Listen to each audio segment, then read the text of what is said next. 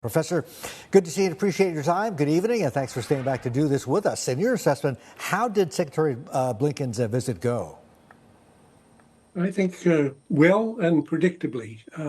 Basically, this is part of the build-out from the San Francisco summit between President Biden and Xi in November. They laid not just a floor under what had been a rapidly deteriorating relationship, but a foundation on which they're trying now to build. So Secretary Blinken was there last week, a couple of weeks before. Secretary Janet Yellen was there. In a couple of weeks, there'll be the Secretary of Commerce there. Actually, I was there 2 weeks ago, as well as part of a business group.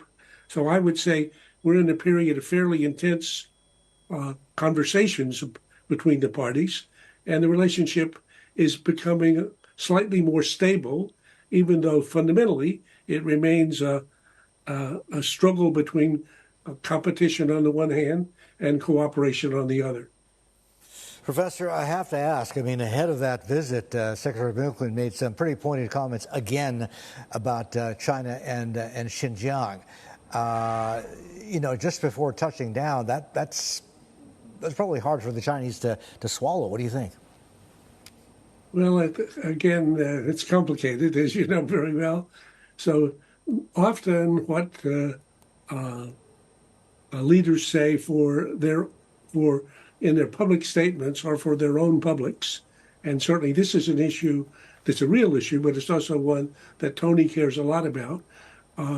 Whether talking about it in the way that he did is likely to make anything different, I'm slightly skeptical.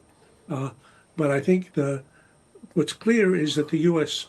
and China are each going to speak out about issues about which they disagree, and very importantly, why the communication and the visits are so important, particularly the private, candid conversations like the one President Biden and Xi held in San Francisco, is that they ought to be clear where they disagree, because we don't want to stumble in some unexpected way into a conflict that would be unnecessary. But in many areas, there's possibilities for cooperation, and certainly fentanyl, as you mentioned in the list there, has been one of the issues that President Biden talked to Xi about, and I'm sure Secretary Blinken did.